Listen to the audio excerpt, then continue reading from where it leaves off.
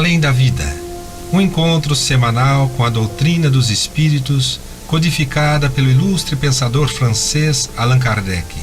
Um momento de meditação, um momento de reflexão, um momento de luz. Além da vida, uma mensagem de esperança para um novo amanhecer. Todos os domingos, às 8h30 da manhã, aqui, na Rádio Londrina.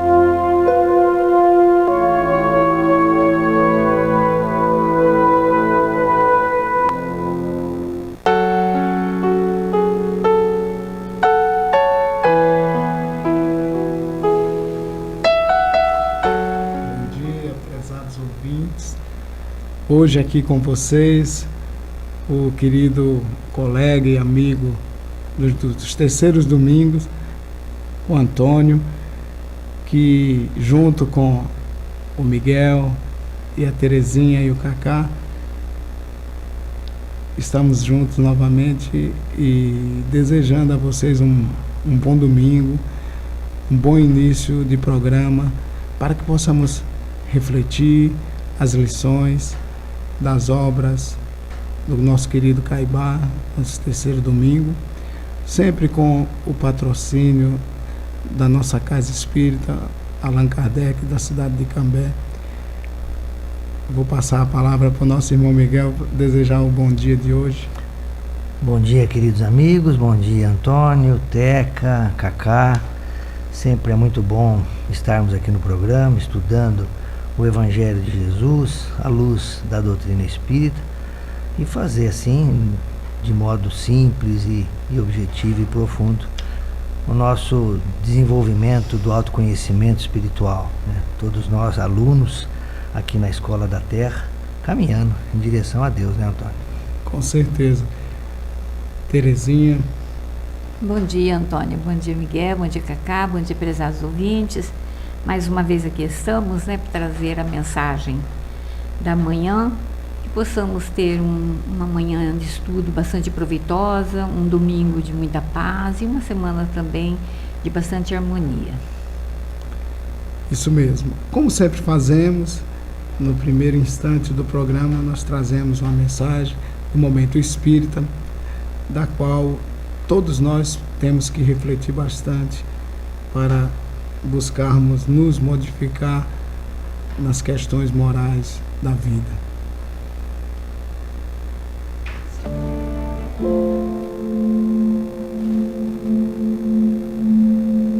Por vezes em nossa vida, nos sentimos como se estivéssemos em uma encruzilhada.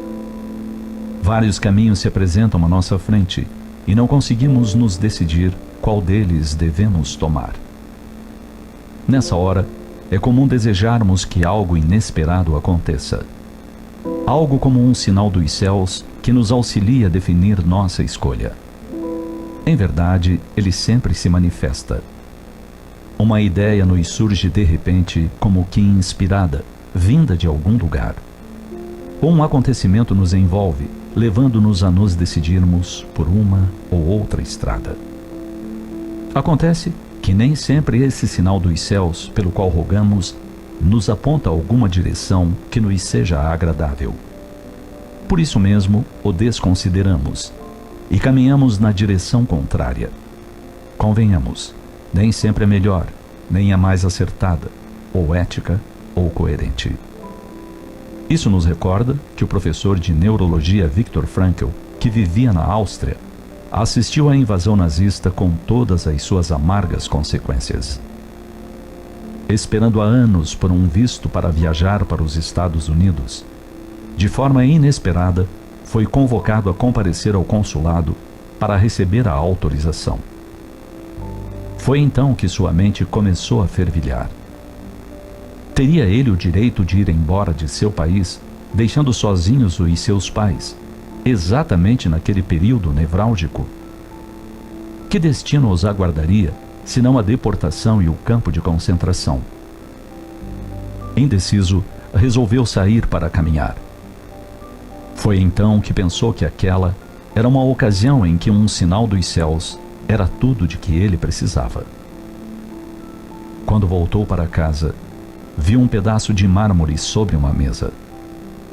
Seu pai o encontrara em um monte de destroços, onde antes se erguia a sinagoga, agora queimada. A pedra era parte das tábuas dos 10 mandamentos. Tinha uma letra cinzelada, e seu pai, de forma inesperada, lhe disse que sabia exatamente a qual mandamento pertencia aquela letra hebraica. Isso porque só havia um mandamento com aquela inicial, que era: honra teu pai e tua mãe, para que se prolonguem os teus dias na terra. Frankel reconheceu que aquele era o sinal dos céus que ele pedira. Resolveu ficar em sua terra junto dos seus pais. O visto para a viagem aos Estados Unidos caducou. Ele foi aprisionado e ficou 3 anos em campos de concentração, nas situações mais adversas.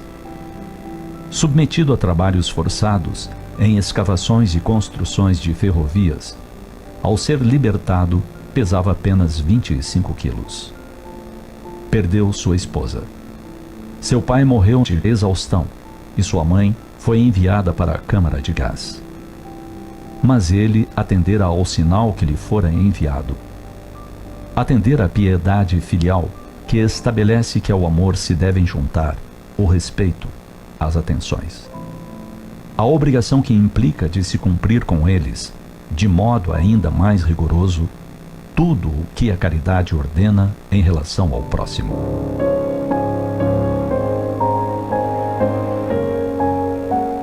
Viktor Frankl fez sua escolha.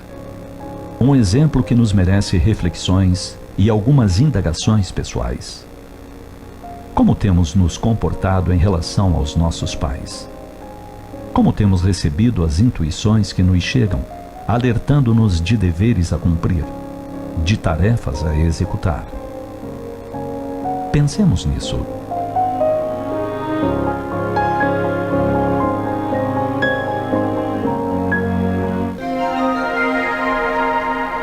Os textos do Momento Espírita estão à sua disposição na internet. É só acessar momento.com.br.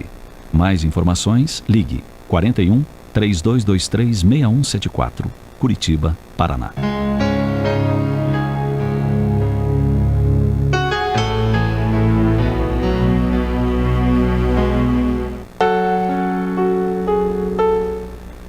Tá aí, meus queridos irmãos, a mensagem do Momento Espírita, Sinais dos Céus. Uma mensagem muito impactante, nos fazendo lembrar de momentos difíceis da humanidade, os momentos do Holocausto e as tomadas de decisões sempre importantes que devemos fazer na vida. E lembrando de que Deus está sempre conosco, nos trazendo os sinais dos céus e nos alertando para que não nos esqueçamos dessas lições, das quais nós aprendemos sempre com o Evangelho de Jesus, no amor supremo do Mestre em nossas vidas, não é mesmo, Miguel? Verdade, Antônio. Há uma questão no Livro dos Espíritos, a questão 456,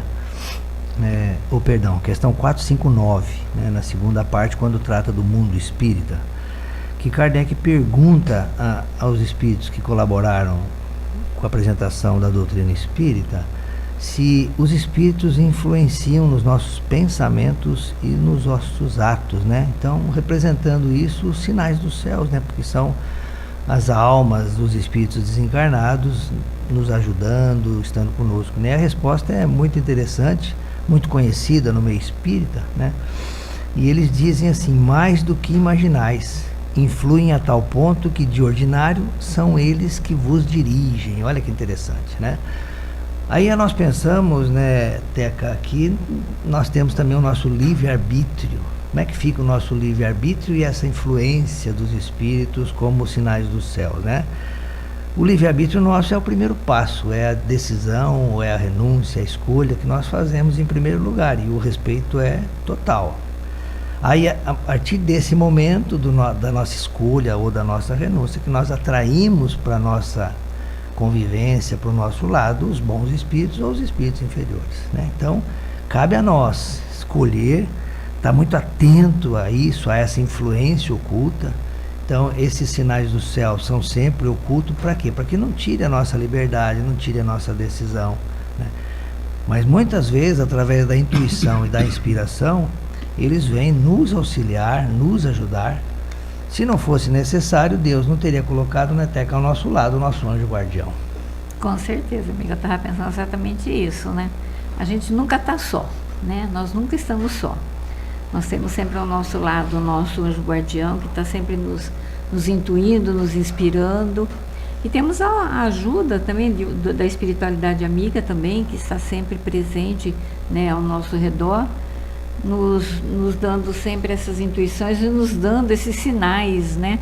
Porque muitas vezes a gente está sendo uma situação, às vezes, que você parece que não está achando o caminho e de repente, né, lá vem uma intuição, uma coisa e você segue em frente. Então Jesus falou, né, quando ele falou assim: olha, eu vou, Pai, mas eu não vos deixarei sós. Então a gente tem que ter sempre isso com nós, né? Nós nunca estamos sozinhos, a gente sempre tem o apoio, o amparo da espiritualidade amiga em qualquer situação, né? Com certeza, Terezinha. Meus queridos, nós temos a oportunidade de ter um momento espírita em nossa vida, nos lembrando de lições que são muito importantes para o nosso dia a dia. Eu gostaria de lembrar a vocês que nós estamos no mês de setembro, o Setembro Amarelo, o mês da prevenção do suicídio, né? Esse problema tão sério na nossa sociedade, nos dias de hoje, que vem decorrendo da nossa ansiedade, da nossa às vezes, dependência de alguma coisa que às vezes não sabemos, e nos falta às vezes essa calma, essa paciência para tomar decisões, ouvir, procurar falar, nunca deixar um problema sem a solução e buscar sempre a solução. Nós que já somos leitores do Evangelho, buscar sempre soluções com as mensagens do Cristo, nosso Mestre. E esse trabalho que nós temos, que nós estamos falando agora do Setembro Amarelo, você vai encontrar muito apoio com o grupo, o CVV, e você pode, se você está aí ansioso, se você está um pouco deprimido, precisando falar com alguém, não sabe com quem conversar, liga lá no 188, que vai ter sempre alguém disposto a te ouvir, com muito carinho, com acolhimento, buscando se colocar no teu lugar para tentar te ajudar nesse momento difícil da vida. Então, é uma mensagem do Setembro Amarelo. E quanto à mensagem do Momento Espírita, você também pode recorrer à internet, buscando sempre através do site momentoespírita.com. E se você quiser buscar também uma casa espírita, nós temos à disposição lá em Cambé, nossa casa, o Centro Espírita Allan Kardec, na Rua Pará, que está sempre de portas abertas, buscando acolher a qualquer um de nós. Vamos continuar com o nosso programa. Só um detalhe, né, Antônio, a respeito do Setembro Amarelo, bem relacionado com o tema, né, Teca dos Sinais dos Céus, né? Eu não tenho dúvida que o CVV, fazendo esse trabalho de apoio emocional gratuito, né, a ligação 188 ela é gratuita, ela representa a ação de Deus aqui no mundo todo. Essa prevenção do suicídio destacada, né, nesse mês de setembro, começou com o CVV no Brasil e hoje é uma campanha mundial, é feita em todo o mundo, dada, como destacou o Antônio, a importância do tema, né? Nós sabemos que a tecnologia é necessária, ela é importante para o desenvolvimento, mas chega um ponto que ela ultrapassa o seu limite de controle. E hoje o que nós vemos isso são pessoas altamente tecnológicas, altamente científicas, claro que isso reflete em conforto, em segurança, em comunicação, mas por outro lado, pessoas extremamente solitárias, dependentes, carentes da presença humana, porque nada substitui o contato pessoa a pessoa, né? E o trabalho que o CVV faz, não só através do serviço 188 telefônico, mas também por chat, por serviços comunitários, vem justamente trabalhar nessa ausência do contato pessoal, quando as pessoas se veem sós com os seus problemas, com as suas dificuldades, e isso reflete no sentimento, né? Então, o suicídio hoje é um dos principais meios problemáticos da nossa sociedade de aniquilação da vida, né? Causa mortes. Então nós precisamos trabalhar, precisamos sim conversar sobre isso nas famílias, nas empresas, nas escolas, e evitar esse mal maior, né, Teca? Porque que cada um cumpra a sua jornada aqui na Terra. Não falta amparo, como a gente comentou no começo, de Deus, né? As dificuldades são momentos de aprendizado para todos nós, e para isso nós temos que desenvolver as virtudes e principalmente a nossa fé, né, Teca? Além de tudo, né, Miguel, eu acho interessante que a gente nunca pode esquecer da empatia, né? Você tem que sempre olhar para o outro, né, com carinho, com amor, com acolhimento, porque, né, Jesus foi muito claro, né, quando ele nos dá aquela orientação: não julgueis, né? Nós não temos condição de julgar a situação de ninguém quando está pensando ou que cometeu ou chegou ao ato do suicídio, né? Muitas vezes se fazem julgamentos assim precipitados, sem ter um conhecimento mais profundo da situação. Então a gente tem que ter essa empatia mesmo, né? Tomar esses cuidados e, se possível, acolher melhor esse pessoal, né? Porque muitas vezes você não dá muita importância, a pessoa dá até os sinais, ela te dá uns toques, né, de que alguma coisa não está bem e tudo, e às vezes você deixa para lá. Então que a gente esteja mais atento, né, ao problema do outro, né, valorizando até o problema de uma certa forma, porque muitas vezes você acha que é uma coisa tão banal e deixa para lá, e aí você vê que às vezes chega até na culminância mesmo do ato, né? Então que a gente tenha mais... E para a gente finalizar esse tópico do Setembro Amarelo, e voltando para você, Antônio, as informações podem ser obtidas tanto pelo site cvv.org.br, ou também a pessoa ligando para o 188.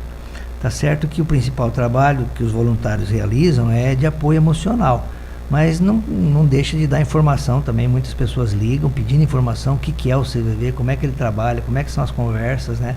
E em 5 minutos a pessoa tem ali toda a informação de como que é esse método de atendimento. Muito interessante, muito bonito, muito divino. Antônio. Isso mesmo, Miguel. CVV. Como vai você? E lembre-se, falar é a melhor solução. Então vamos dar continuidade ao nosso programa, como sempre fazemos aqui no terceiro domingo do mês. Nós estamos lendo a obra Vida e Atos dos Apóstolos, do nosso querido Caibar Schutter, e estamos no capítulo em que Paulo e Silas estão em Tessalônica, e o nosso querido amigo Miguel vai fazer a leitura da parte do Ato dos Apóstolos, lá o capítulo que está na Bíblia. É interessante, né? Lucas coloca nesse texto que nós vamos ler hoje, que no livro de Caibar tem como título Paulo e Silas em Tessalônica, no capítulo 17, itens 1 a 9. E é muito interessante, a gente vinha comentando no carro de Cambé para cá, a semelhança não só do relato evangélico, mas também do comentário de Caibar a esse texto, do que nós estamos vivendo hoje, não só no Brasil, mas no mundo todo, né? Interessante. E esse livro foi lançado em 1932, né, Teca? Sim. Não tem 100 anos ainda, né? E está atualíssimo, né?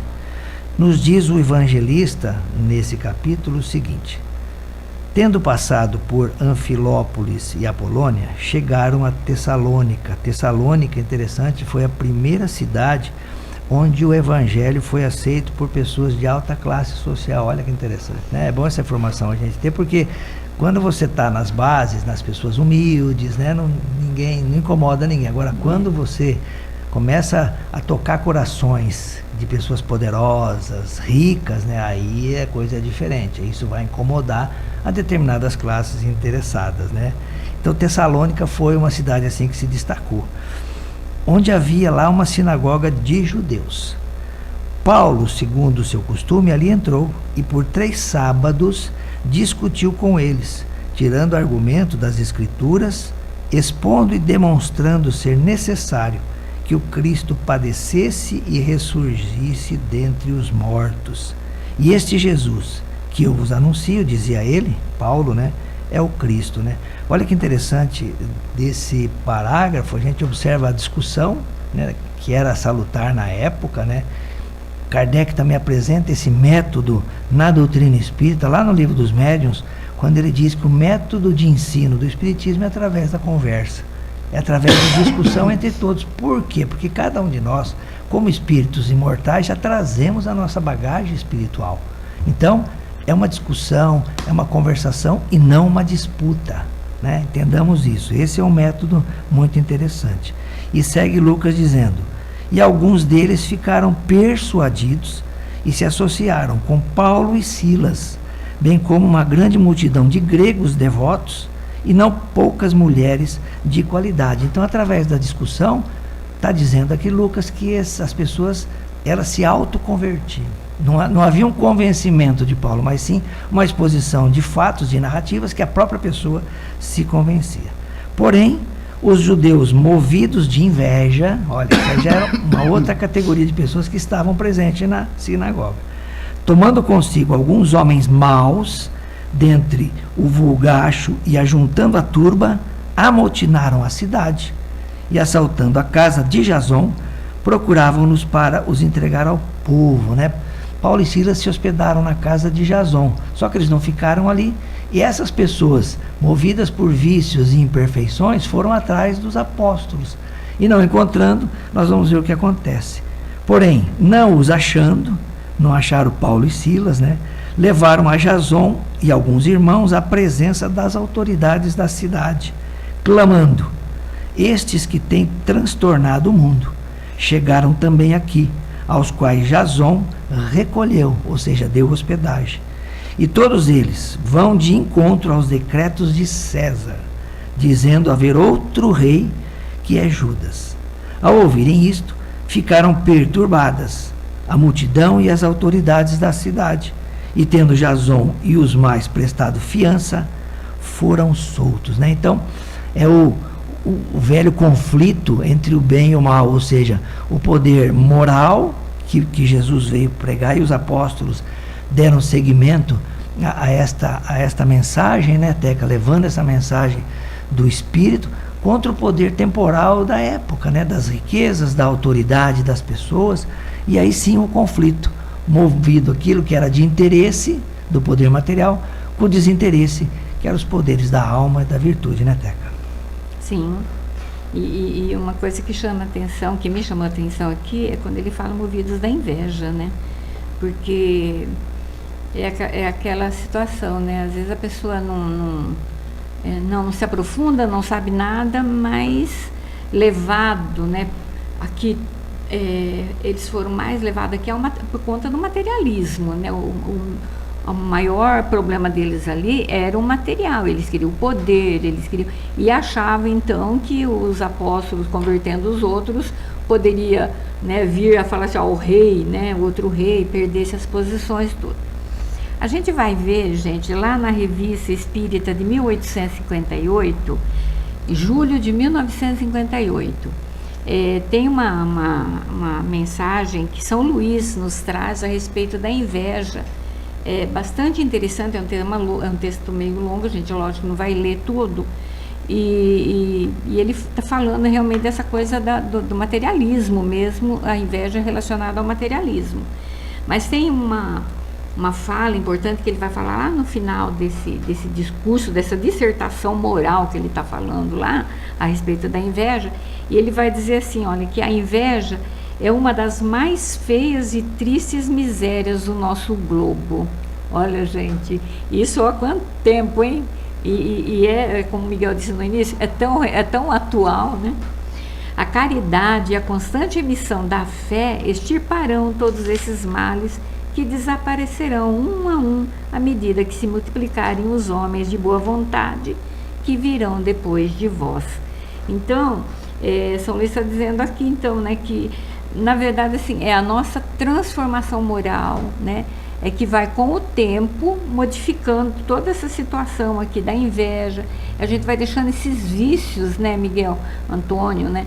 Esses vícios que ainda é tão presente na nossa vida, e por conta desses vícios, muitas vezes acontecem essas turbulências que aconteceu aqui, que Lucas está nos narrando.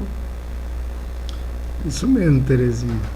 Nós observamos no comentário do nosso querido Caibá que ele frisa bem logo no início, né, que todos aqueles que foram trazer a ideia nova das palavras do Cristo, do que o Cristo veio nos anunciar, o seu amor e a nova forma de compreender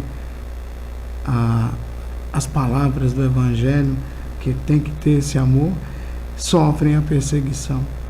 Essa perseguição, ela é muito comum, porque as pessoas não querem perder o poder e se sentem ameaçadas. Se achavam que o Cristo, ele seria, porque o Cristo quando ele fala Jesus, o Cristo, é a vinda do Messias, que sempre o povo oprimido, sofrido, pensava, muitas vezes escravizado, pensava em se libertar daquelas opressões todas. E aqueles homens do poder achavam que o Cristo, ele viria para tomar o poder. Eu sempre costumo dizer que o problema não é de poder. O problema é de modificação moral. Nós necessitamos essa modificação, como disse Terezinha, né? Modificar os nossos sentimentos. E os grandes sentimentos negativos em nós, que trabalhamos desde tempos muito remotos, de quando reencarnamos as primeiras vezes no planeta Terra, é o orgulho e o egoísmo. Que a inveja é o derivado do orgulho. Derivado porque as pessoas, nós, não vou dizer as pessoas, vou dizer nós, porque nós reencarnamos e muitas das vezes estamos no poder, outras às vezes estamos como povo, mas essas experiências, elas estão para nós nos modificarmos e nos melhorarmos. Eu lendo aqui nessas passagens todas, de que nós já estamos trabalhando no livro Vida e Atos dos Apóstolos, a sequência dessa mensagem de Paulo, que Paulo está divulgando o Evangelho, para que essas palavras não fiquem paradas num só lugar, naquele momento da humanidade. E a forma que ele encontrou, essa forma muito arriscada e perigosa de mexer com os sentimentos mais sombrios nossos, das pessoas que estão nos poderes, de levar isso e elas se acharem muito incomodadas porque tinham outros interesses. O da dominação, continuar dominando, continuar do jeito que estavam. Por isso que o Miguel fala como é muito parecido com os dias de hoje, porque nos dias de hoje a gente vai encontrar isso muito na política, na religião, em todos os sentidos. Nós vamos encontrar isso.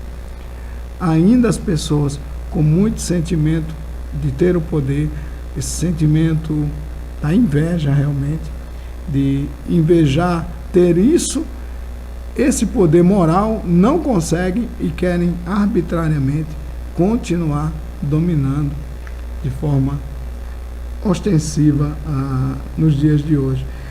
A palavra obscurantistas que o Caibá traz nesse momento, ele faz uma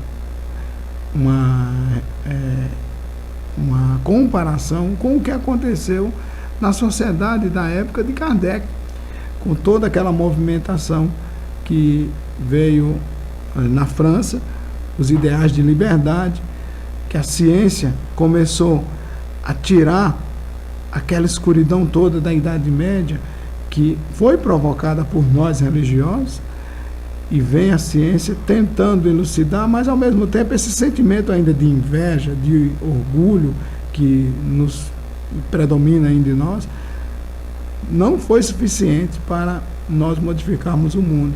Foi o primeiro passo, mas Kardec, que estava lá, não se influenciou por esses movimentos no sentido de apaixonado, mas pelo contrário, encontrando apoio com os espíritos, foi o responsável por trazer para nós a doutrina espírita, a mensagem de Jesus de forma renovada e de forma agora mais clara ainda. A gente não pode dizer assim, eu não li o Evangelho, porque estamos a todos os momentos escutando o Evangelho nos nossos ouvidos, porque os Espíritos, eles falam para nós as palavras do Evangelho no sentido de vida, de como devemos agir nos momentos mais cruciais da nossa vida.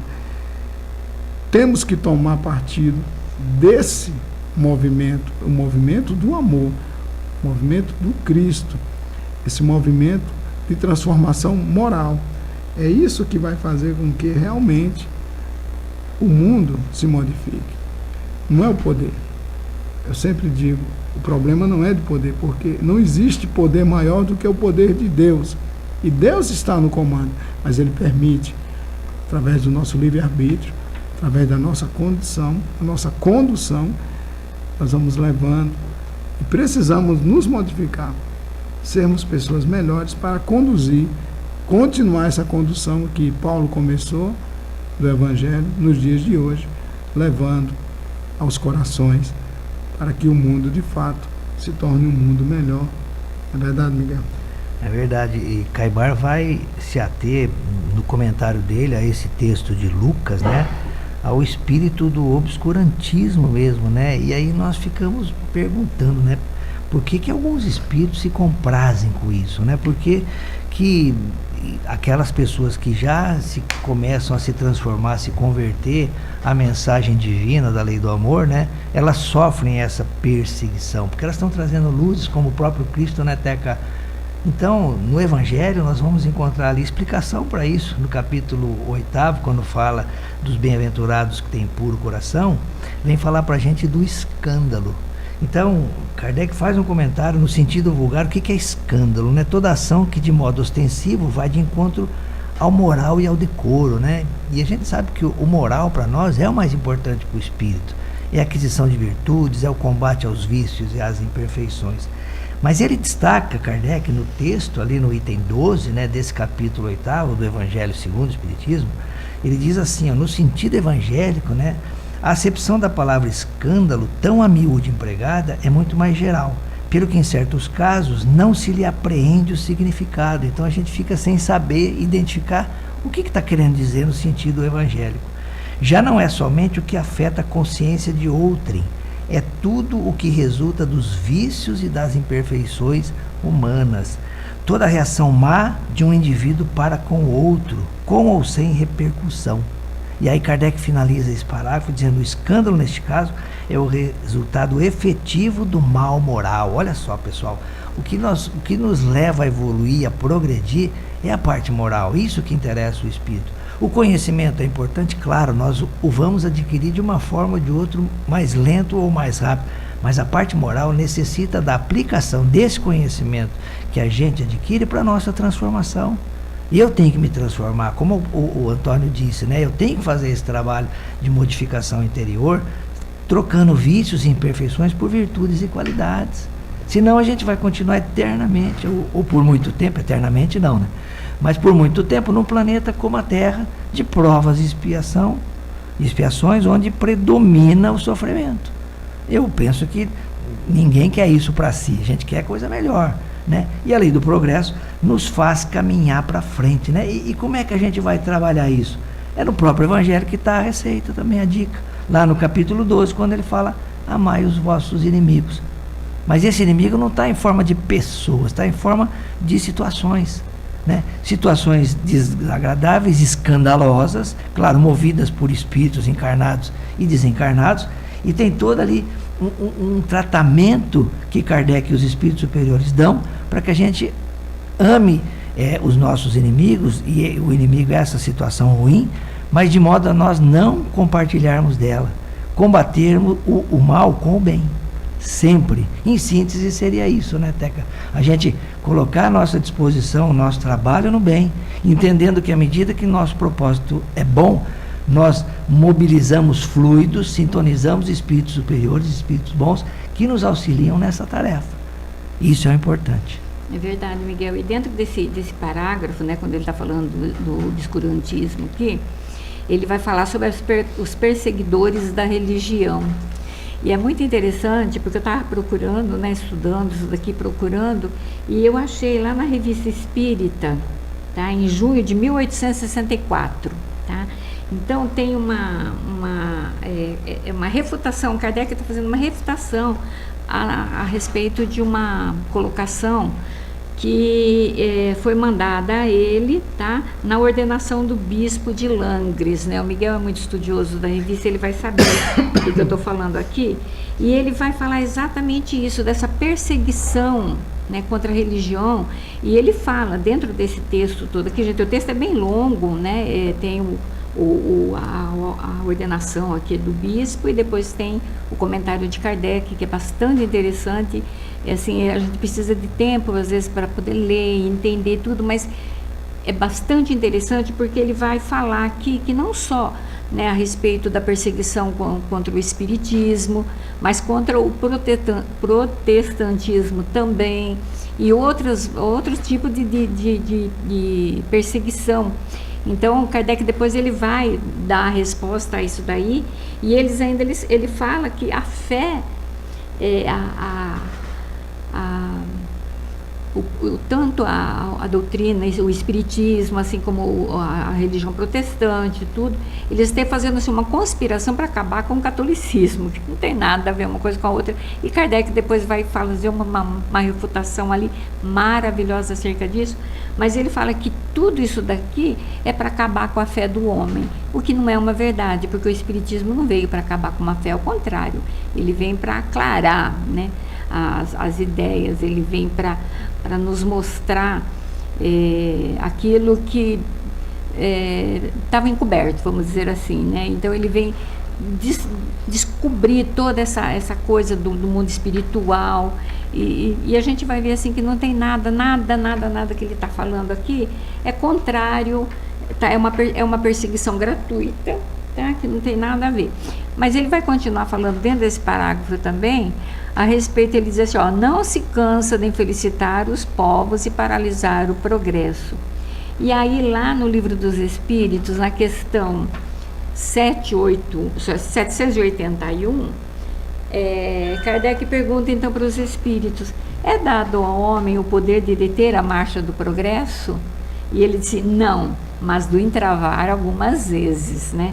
E aí dentro dessa pergunta ele faz uma outra, dizendo assim, que pensar então dos homens que tentam deter a marcha do progresso e de fazer a humanidade retrogradar? Ele fala, pobres seres que Deus castigará, eles serão transportados pelas torrentes que querem deter.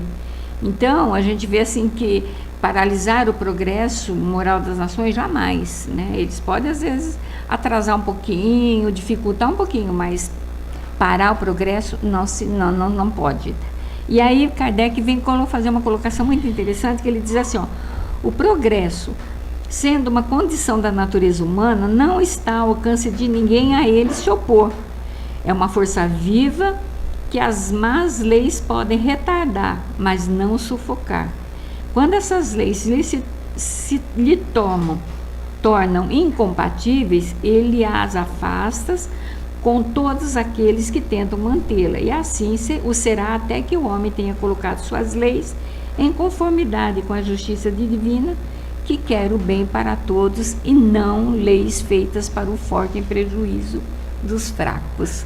Olha que interessante, gente, não é? Olha os dias atuais. E nós estudamos no domingo passado com a Carol aqui, o pessoal que acompanha o programa deve estar lembrando que nós estudamos a primeira parte da Lei do Progresso, né? Então a Teca agora tocou nela. Eu só queria, Antônio, aproveitando antes de você chamar a reflexão, falar que a gente comentou do suicídio, né? Que não deixa de ser um momento de dificuldade, complicado. Kardec vai abordar na questão 947, muito interessante isso, e fica aqui o destaque final a respeito desse tema, né, pessoal? Kardec pergunta assim, pode ser considerado suicida aquele que em abraços com a maior penúria se deixa morrer de fome? É uma pergunta fechada, né? Aquela pessoa que não come, por inanição acaba falecendo, né? E olha o que dizem os espíritos. É um suicídio. Mas os que lhe foram causa, ou que teriam podido impedi-lo, são mais culpados do que ele, a quem a indulgência espera. Então, eu gostaria de destacar isso, fechando esse destaque da campanha do Setembro Amarelo, né?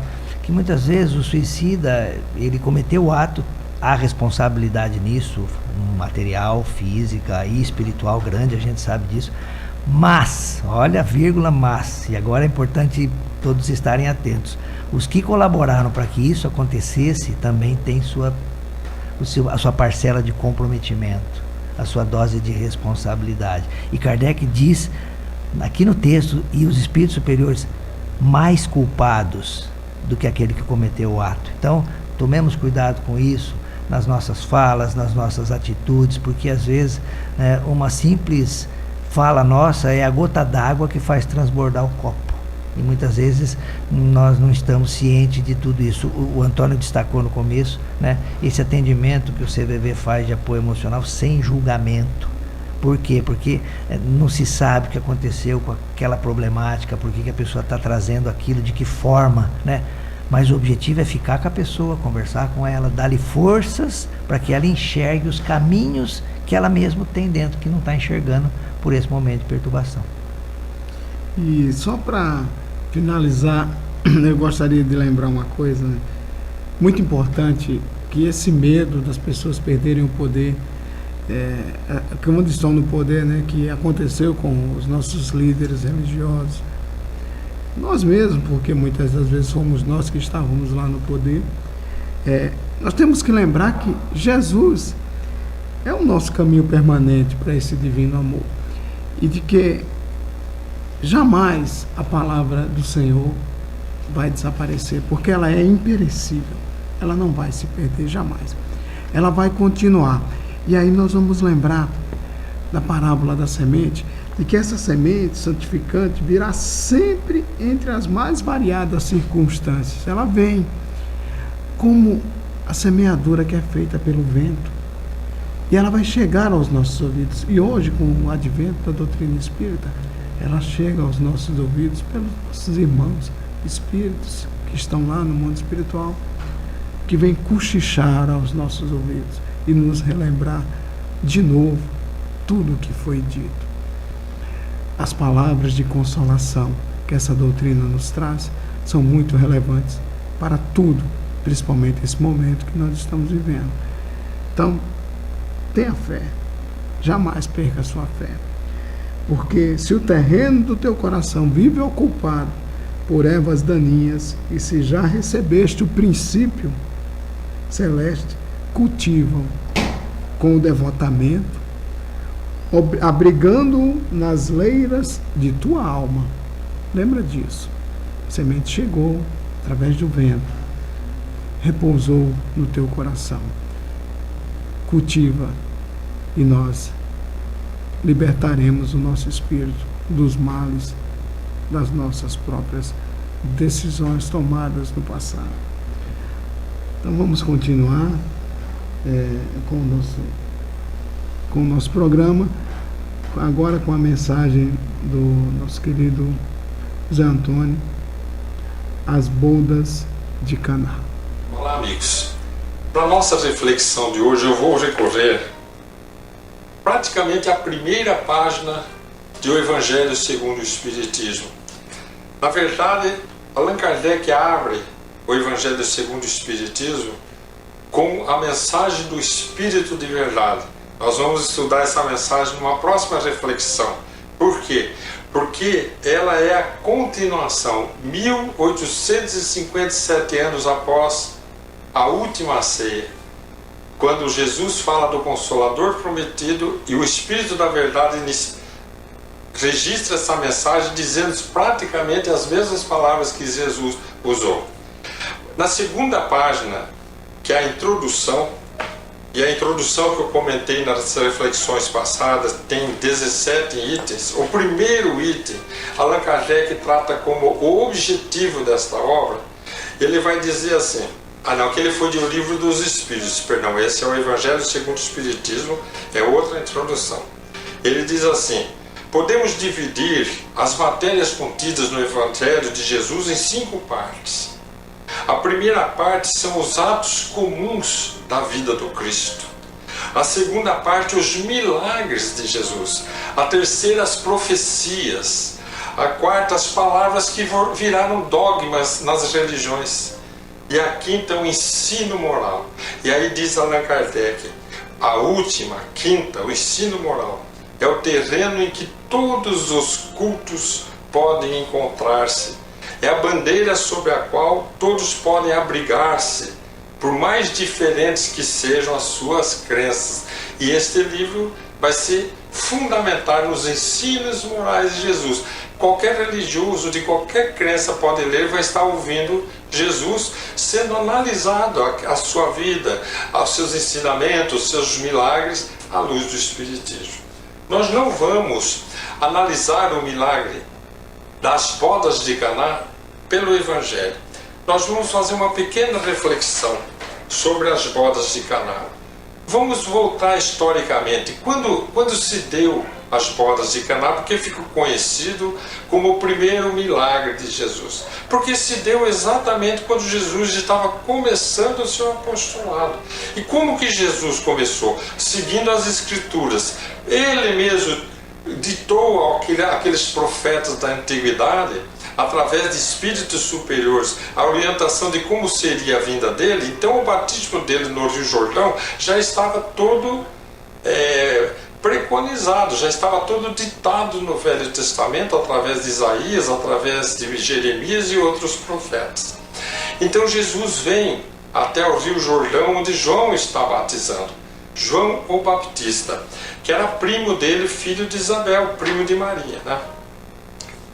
Então ele está lá batizando, e quando ele se aproxima, ele pede que João fale: eu não sou digno de desatar suas sandálias. Mestre, é o Senhor que deveria estar me batizando. Ele fala: faça como está escrito, para que se cumpra as Escrituras. E João Batista comenta que ele reconheceu Jesus porque o Espírito Santo apareceu e ficou uma pomba sobre Jesus o tempo todo, que era como estava escrito nos profetas, que ele iria identificar a presença do Messias. Então ele batiza Jesus. Para onde Jesus sai? Sabe para onde Jesus vai? Ele vai para o deserto e fica 40 dias, 40 noites em jejum. Vai ser outra reflexão sobre o significado do encontro de Jesus com as tentações de Satanás. Ele volta de novo e volta ao Rio Jordão, onde João está batizando. E João tinha seus seguidores. E entre os seguidores de João, os discípulos de João Batista, estava André, irmão de Simão.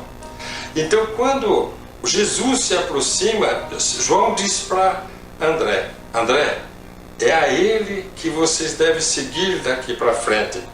E então André, junto com provavelmente João, que viria a ser o evangelista, João o evangelista, vão seguir Jesus. E Jesus aí trava um diálogo com eles, perguntando por que o estão seguindo, o que eles querem, e eles contam que eles eram discípulos de João, que caminhou e tem todo um outro raciocínio, e nós não vamos ficar aqui, só para vocês entenderem quando ocorreu esse fenômeno. E aí Jesus sai então, e André vai apresentar a Pedro, que é o irmão dele, para Jesus. E quando apresenta Pedro para Simão, que é o nome de Pedro é Simão, ali naquele momento Jesus chama Simão de Pedro. Ele diz assim: Pedro, Simão, a partir de hoje tu serás Cefas. Cefas é Pedro em aramaico. Pedro é pedra, perdão, Cefas é pedra em aramaico. Pedro é pedra em grego. Então em grego virou Pedro. Por isso para nós, Simão Pedro. Então ali Pedro foi batizado por Jesus, porque todos tinham essas mudanças de nomes. Depois é um outro estudo. Quem tiver interesse vai lá nas Bíblias, tem muita explicação por que Jacó passou a ser chamado de Israel, por que mudaram Abrão passou a ser chamado Abraão. Os espíritos superiores que falavam, a partir de hoje você não será mais Abrão, que tem um significado. Você será chamado Abraão, é outro significado.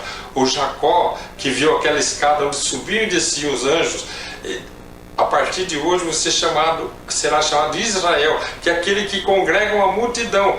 Israel se tornou um país para nós. E aí então eles foram convidados, aí depois de vários dias juntos, formando esse apostolado, eles foram convidados para essas bodas de casamento na cidade de Caná, que segundo os mapas do Velho Testamento, ela é localizada antes de Magdala, depois Magdala é Nazaré, Caná, Magdala e Cafarnaum. Mas os historiadores de hoje não encontraram Caná, a cidade ainda, eles estão procurando até hoje a cidade. E lá estava havendo um casamento dos parentes de Maria, e o casamento judeu demorava 6, 7 dias, é todo um ritual, cada dia com o seu significado. E tinham certas ritualísticas, entre elas o vinho, que simbolizava a alegria das festas, dos reencontros. E o noivo, que patrocinava a festa, ele praticamente se expunha publicamente, que manter um número de convidados com alimentos e com o vinho, que não devia ser barato, mesmo naquela época, embora tivesse muito vinhedo naquela região, mas para 7 dias de festas era natural que eles tivessem, acabou o vinho no 3º dia da festa, que era o dia da aliança. Segundo o ritual judeu, era o dia da aliança que o noivo e a noiva se colocam. E Jesus estava lá com os seus discípulos, que estavam formando o discipulado. Jesus estava lá com ele, convidados da festa, e Maria, que era parente do noivo, sabia da situação constrangedora que o parente dela passaria por ter acabado o vinho. Mas como ficou sabendo ali nas cozinhas do casamento, Maria se aproxima de Jesus, e aí entra o nosso raciocínio, nossa análise, nossa reflexão. Se aproxima de Jesus e diz assim: filho, acabou o vinho. E Jesus olha para Maria e não chama ela de mãe, chama ela de mulher. Mulher, que tenho eu com isso? Ainda não é chegado a minha hora. Mulher é como eu dissesse para uma senhora casada: senhora. Se eu falo para alguém, uma mulher, senhorita, eu estou falando com uma pessoa solteira. Se eu falo senhora, eu estou falando com todo o respeito a uma mulher casada. Quando a gente, naquela região, naquela época, se falava mulher, se estava falando com uma senhora. Então dizer mulher ou dizer senhora é a mesma coisa. Então Jesus chamou a mãe de senhora, quer dizer, com todo o respeito, mas começando a dizer que a hora que ele começa então a tarefa dele de filho de Deus, do Messias, ele não é mais filho dela, ele vai ser o Messias prometido de Deus. Então ele não é mais a mãe, que foi praticamente a última frase dele na cruz. Mulher, dizer do mesmo jeito que foi a primeira frase no primeiro milagre, a transformação da água em vinho. Mulher, eis aí teu filho. E olha para João, que está do lado de Maria. Bom, João, eis aí tua mãe. Então ele começa o messianato dele ali na bodas de Caná, chamando então, se desvinculando dos laços familiares. Quem é meu pai? Quem é minha mãe? Quem são meus irmãos? Porque a partir daquele momento ele era o Messias da humanidade. E ali ele iria então iniciar o messianato a pedido da mãe. Porque fosse para iniciar em Cafarnaum, ele inicia ali.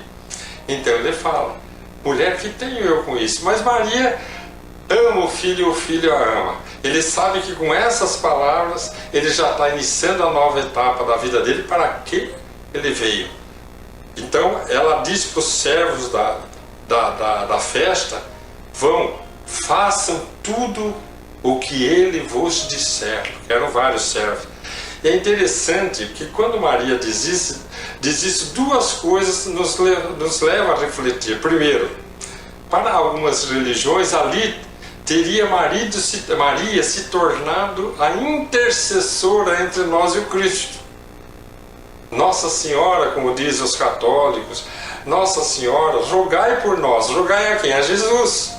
Para que Jesus rogue a Deus. Quer dizer, então ela passa a ser intercessora. E ali ela já foi, quando ela diz: façam tudo o que eles vos disser. Quer dizer, ela já pediu para o filho vai fazer, mas é ele quem vai dizer o que vocês têm que fazer.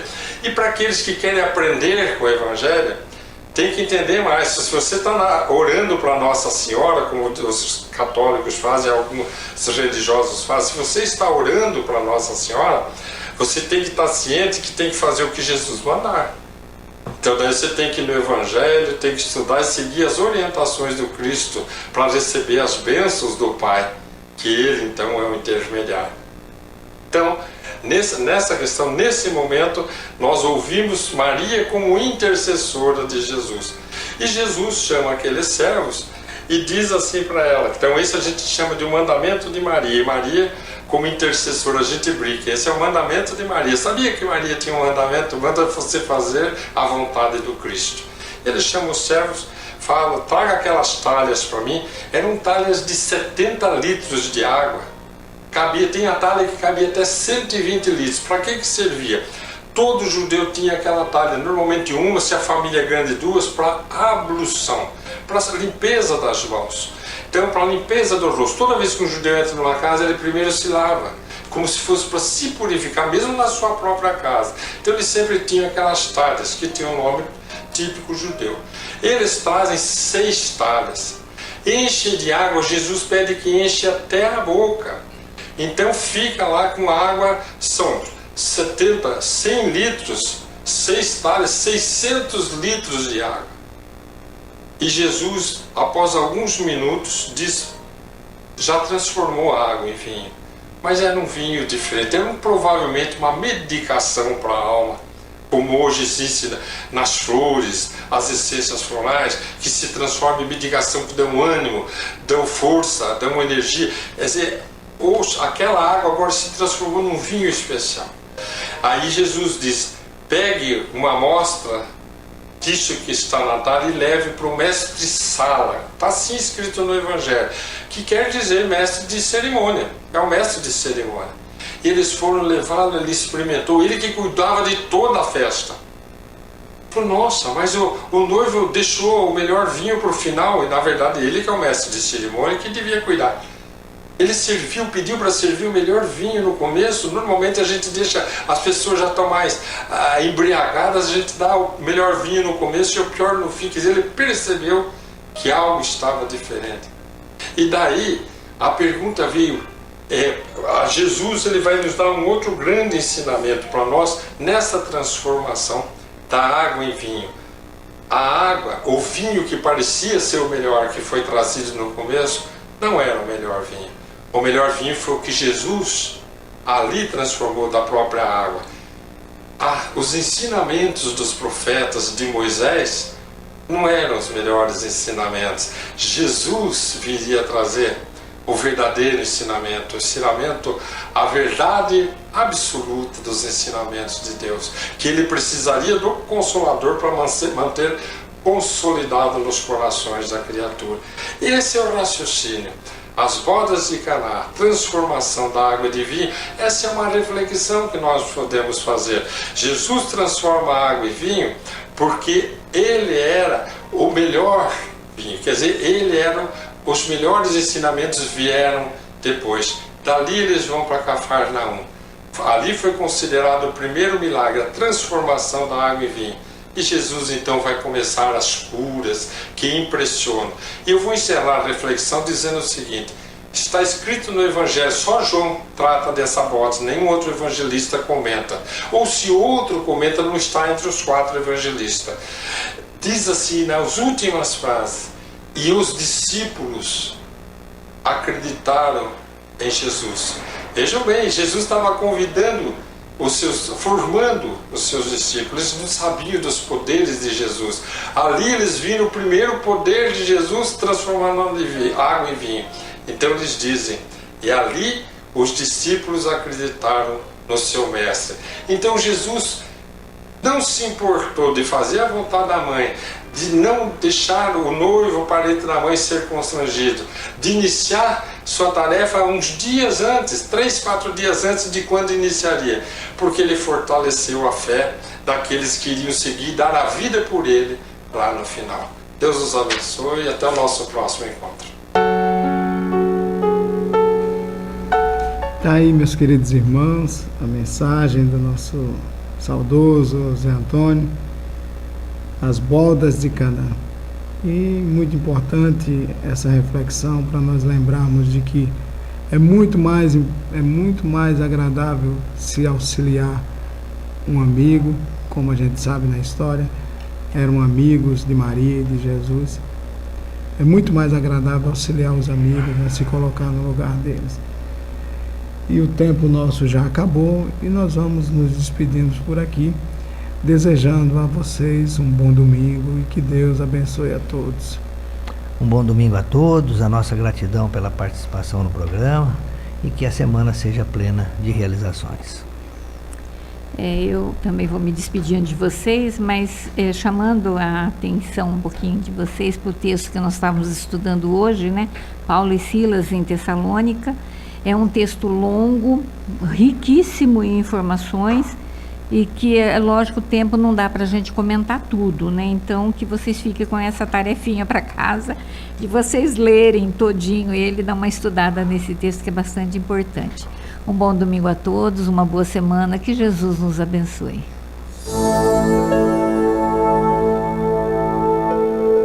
Além da vida, um encontro semanal com a doutrina dos espíritos, codificada pelo ilustre pensador francês Allan Kardec.